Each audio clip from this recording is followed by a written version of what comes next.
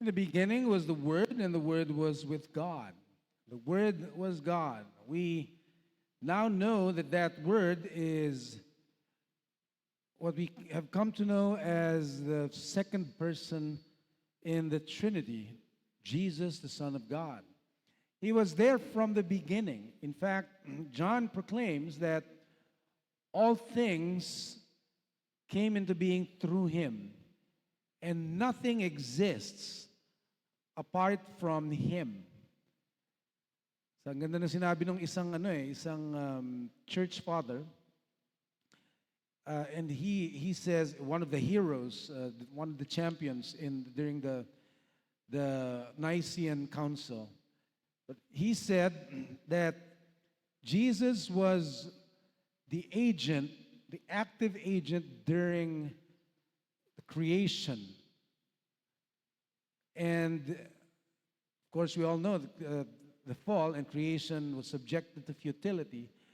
And then he says, God now uses the same agent to restore the goodness of all things according to his original design from before.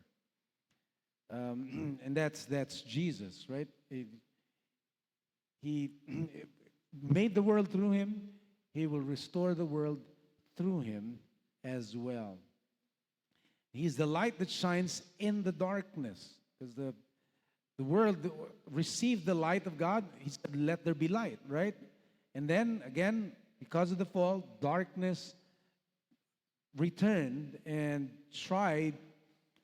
it's trying to dominate the world. But the light came, Jesus came, and he shines in the darkness.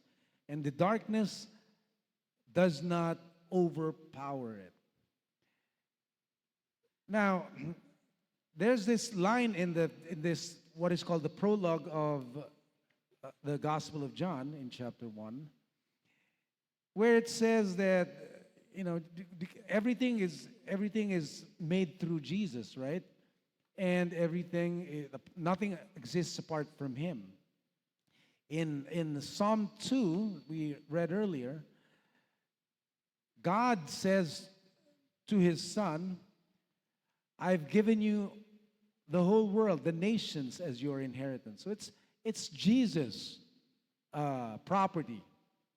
God owns the world, right? And everything it contains. And then John says Jesus came to his own property, his own possession, and yet his own did not receive him.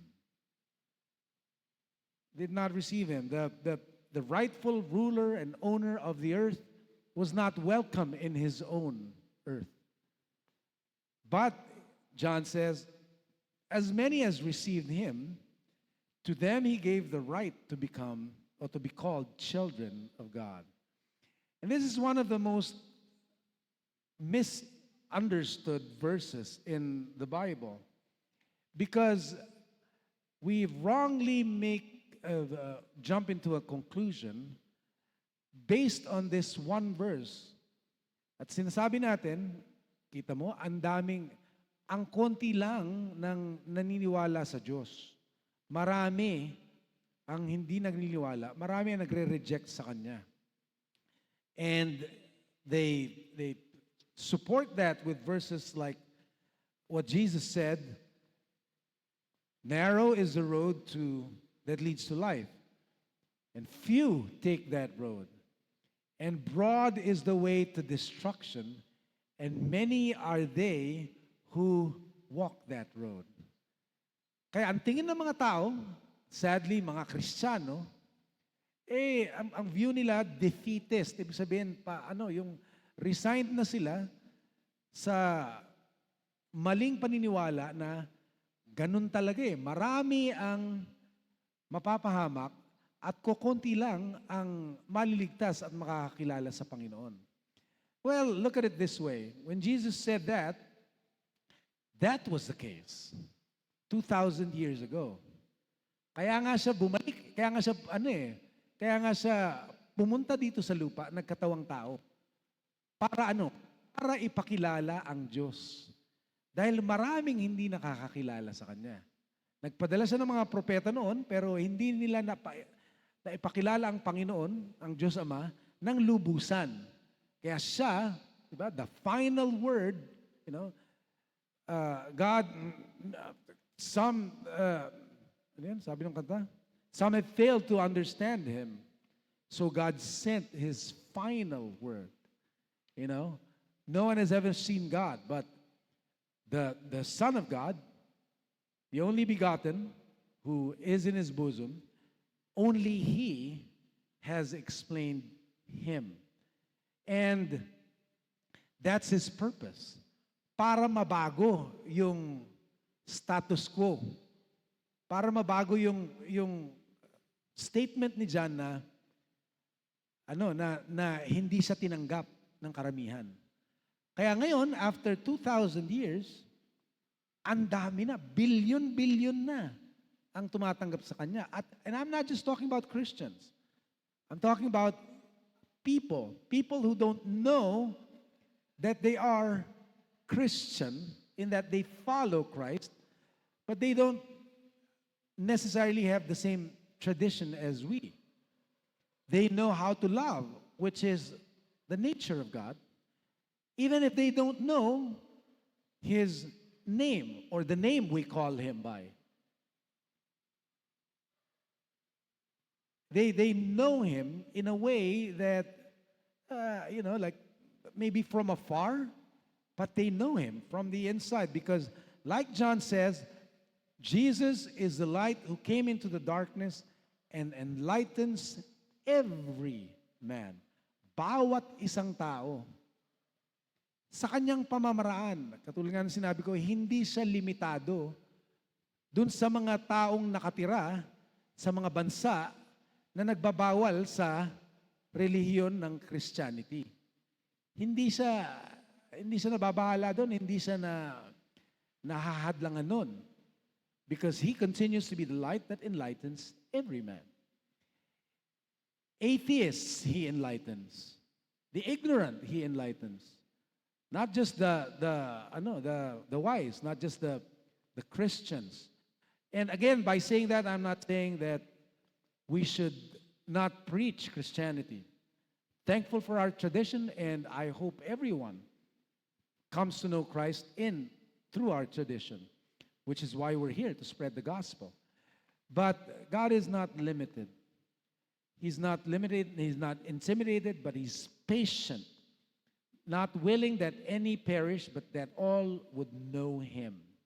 And He continues to let His light shine and enlighten every man.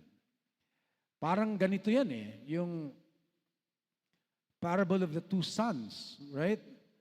Parable of the two sons, yung dalawang anak represent Israel, the chosen people of God, with whom He begins, and then the second son is Gentiles, or the other son is the Gentiles. Yung isa sabi, nung sinabi ng tatay niya, magtrabaho ka dun sa vineyard, sabi ng unang anak, sige, magtatrabaho ko, pero hindi naman sumunod. Nagbago yung isip. Yung pangalawang anak, sinabi, hindi ako susunod. Pero nagsisi at nagtrabaho siya, sumunod din siya sa ama niya. You see, in the beginning, the second child did not know God, did not obey Him or His father. And yet, in time, the light of Christ enlightened him. That's why he's patient, because he knows his light is effective. Now, the first son na nagsabi religiously, susunod ako, tapos hindi pala sumunod. Anong mangyayari sa kanya? Mapapahamak pa siya? Hindi pa tapos ang istorya niya. Like St. Paul says in his letter to the Romans, Israel, concerning Israel, they're going through a partial hardening. Matigas ang puso nila sa ngayon. Hindi pa tapos ang istorya. And I encourage everyone, know the end of the story. And you can find it in the Bible. In the end, God restores all things. In the end, God lets his light shine, or he enlightens every man fully. In the end, every knee will bow and every tongue will confess that Jesus is Lord, because they will come to know him. In fact, this is a prophecy that everyone will know God, and the knowledge of God will cover the whole earth, and also his glory as the waters cover the sea. Which is why our attitude should change. We should not be, in the first place, resigned to the fact that konti lang ang makakilala sa Panginoon. Kaya wag na tayong magpilit na ipakilala siya. Dahil ganun talaga eh. No, hindi ganun talaga. Magbabago yan. Kaya nga tayo may misyon. Kaya nga tayo pinadala. Kaya nga tayo nagpapakilala sa Panginoon. Kaya nga ang misyon natin is to know God and make Him known. Not only that, our attitude should also change toward those who are in the present being hardened in the darkness. We should not judge them as, oh, they will forever be like that. Hindi. Again, sabi ni San Pablo, tinanong niya, sino ka ba? Who are you to judge the servant of another?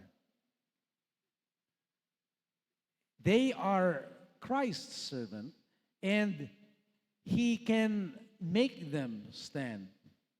He can, because He's there. I mean, they're His. And so that's what restoration of all things. And He knows that His word, His plan, His design, His will never return to Him without accomplishing the purpose for which it was sent. The light, the true light, continues to enlighten every man. And we are privileged to participate in His work of making Him known, of letting our light shine, of, as Epiphany encourages us to do, to manifest Him to the nations. Because they will know Him. One way or another, sooner or later, they will know Him. We should be, as our Father, patient, not willing that any should perish, not giving up on anyone, but desiring for them to know God and to find life. That's the way it is in the kingdom of our God.